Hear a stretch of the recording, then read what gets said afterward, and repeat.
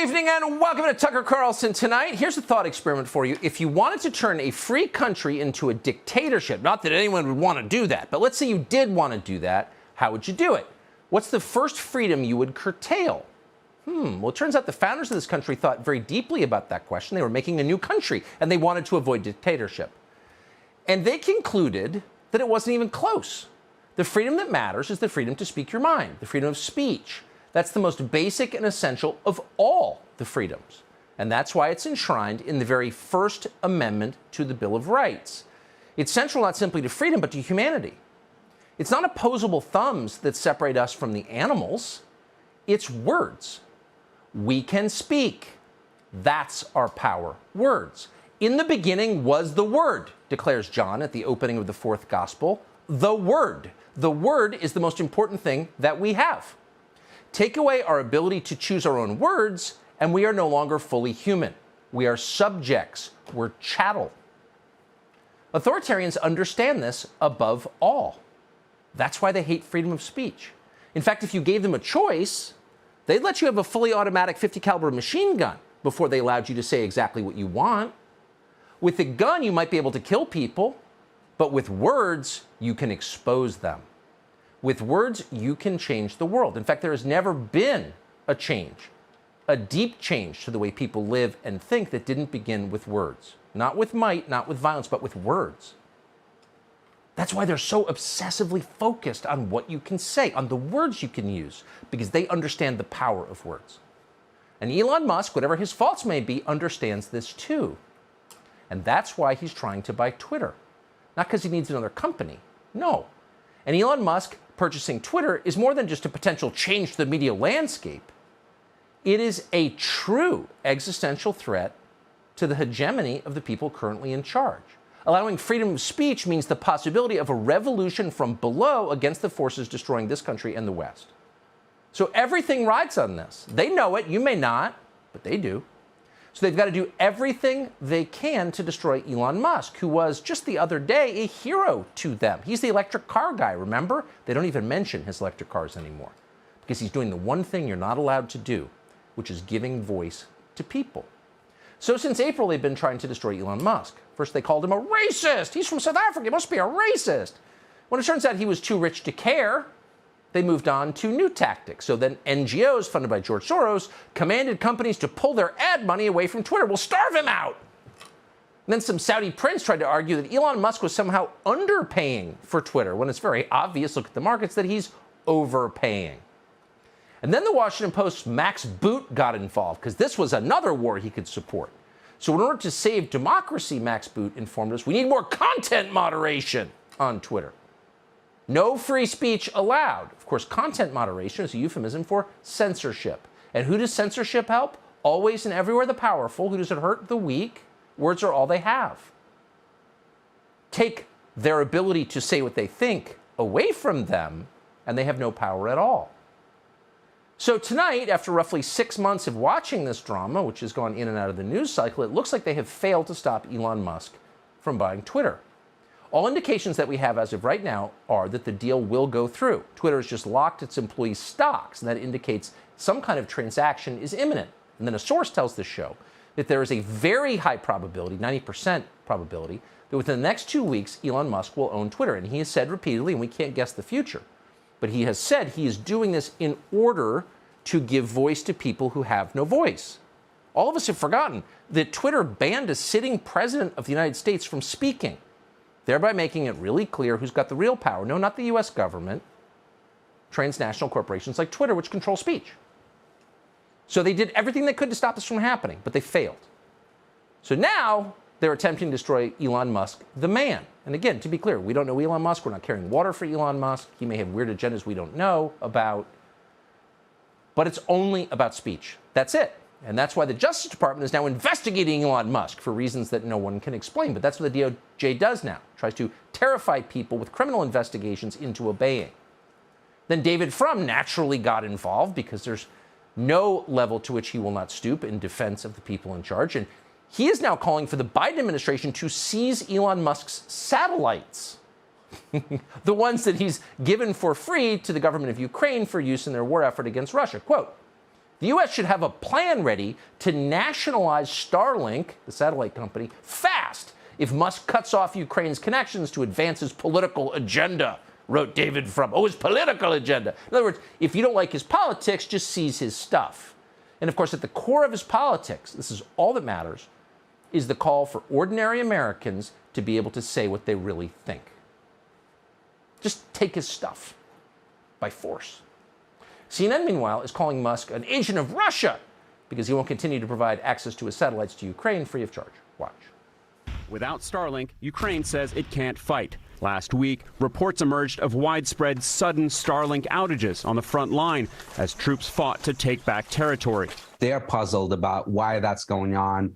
Is that something that SpaceX is doing intentionally? Is that coming from Elon? No one is quite sure. The outages and news of the funding request to the Pentagon come as Musk's support of Ukraine is also questioned after he proposed a peace deal suggesting that Ukraine relinquish Crimea to Russia and hold UN-backed referenda for parts of eastern Ukraine. That peace plan was so widely seen in Ukraine as being pro-Russian that one Ukrainian diplomat told Elon Musk to bluntly F off.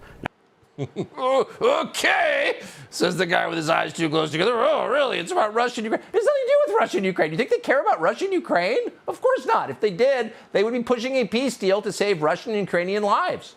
They don't care. It's about domestic politics. It's about the United States, and it's about Elon Musk committing the one unforgivable sin, which is trying to allow you to say what you really think about the people in charge, to make the contest a little less asymmetrical, to give you a little power. And they're terrified that he will succeed. So what we're seeing is the desperation of a regime, not just a political regime, but a cultural regime, a class of people running the country who feel like they are losing power, and they're panicked. You can feel it in their hysteria. The hectoring lifestyle liberals, the one who work to crush the American spirit, freedom and independence of mind, masculinity, those people, the ones who've been yelling at you on television for the past 5 years, feel like, holy smokes, it's all slipping away. If the proles get to talk, we're in deep trouble. Ready the helicopters from the roof of the embassy. We got to get out of here. But it's interesting. Unlike previous regimes, these are not people in uniforms. These are chirpy middle-aged women who are telling you, you better obey for your own good. Brandy Zadrozny of NBC News, for example, we showed a clip of her the other day talking in her sing-songy voice about how we're going to need a lot more censorship in this country. Yeah, just for your own good. No, you can't go to the bathroom. Shut up and obey. Oh, right. Okay. This is the face of soul-crushing fascist liberalism. This is not what we've had before. This is what we have now. And people like Brandy Zadrozny are at Stormtrooper. She literally wrote a guide for how to reveal where people live, how to dox them if they are guilty of wrongthink. This is a person who targets anonymous posters online if they disagree with her, and then sits back and watches what happens. In a lot of cases, their lives are destroyed. And for that service, that dutiful service to the people in charge, corporate media celebrates her as a hero. They have her on constantly to call for even, can you guess, even more censorship. We're at the tail end of the rally right now, and you hear a lot about this is an anti-mandate rally. That's what a lot of people told us coming in. A lot of the people who were here parroted that language, but all of the speakers that we've seen today it's been a misinformation fest. We've seen misinformation about the so-called dangers of vaccines. This is a very extreme message, and we may not see harm out on the streets like we saw on January 6th, but health experts say that this causes harm just the same. Mandates do seem to work to get people, the majority of people, even people who are, prone to conspiracy thinking, to say, I don't want to lose my job, or, I want to fly on that plane, or whatever the mandate whatever the mandate's ruling. And so that is some good news. And, we have, the First Amendment, and we have specific things in our country that make it a little more difficult to regulate speech on the internet. And I just think that it's a very hard problem. Oh, there are people out there who don't want to lose their jobs. They want to fly in airplanes, but they can't for their own good. Shut up, stop talking. The problem for people like Brandy and the literally hundreds of people just like her in corporate media, all of whom wake up every morning trying to figure out how to serve power as efficiently as they can, is that no one believes them anymore. No one takes them seriously anymore. They've been caught lying one too many times.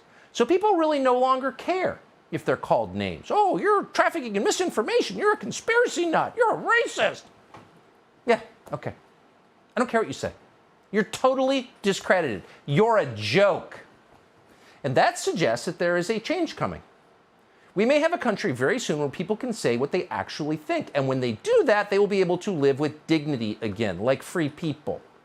And you're seeing indications of this. You're seeing people run for office who will not be controlled by unfair, in fact, ludicrous attacks from their opponents. They've unshackled themselves. They've taken off the leash. J.D. Vance is one of them. He's running for Senate in Ohio.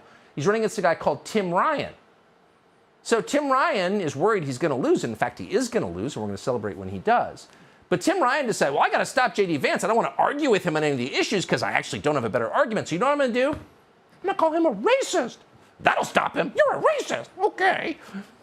Watch how J.D. Vance responded last night from the Ohio Senate debate. This great replacement theory was the motivator for the shooting in Buffalo. Yes. Where that shooter had all these great replacement theory writings that J.D. Vance agrees with, some sicko got this information that he's peddling with, again, those extremists that he runs around with, Marjorie Taylor Greene, Ted Cruz, all these guys, they just want to stoke this racial violence. We're tired of it, JD. This is disgusting. I'd like to get here's exactly what happens when the media and people like Tim Ryan accuse me of engaging in the great replacement theory. I'll tell you exactly, it. I'll tell you exactly what happens, Tim. What happens is that my own children, my biracial children, get attacked by scumbags online and in person because you are so desperate for political power that you'll accuse me, the father of 3 beautiful biracial babies, of engaging in racism. We are sick of it. You can believe in a border without being a racist. You can believe in the country without being a racist. And this just shows how desperate this guy is for political power. Yeah, we're sick of it. And it's not just J.D. Vance who's sick of it. It's virtually every normal person who lives here, of all colors and all political backgrounds, just sick of it. Shut up, they explain. No, we're not going to shut up. How's that? We're going to keep talking. Subscribe to the Fox News YouTube channel to catch our nightly opens, stories that are changing the world and changing your life. From Tucker Carlson Tonight.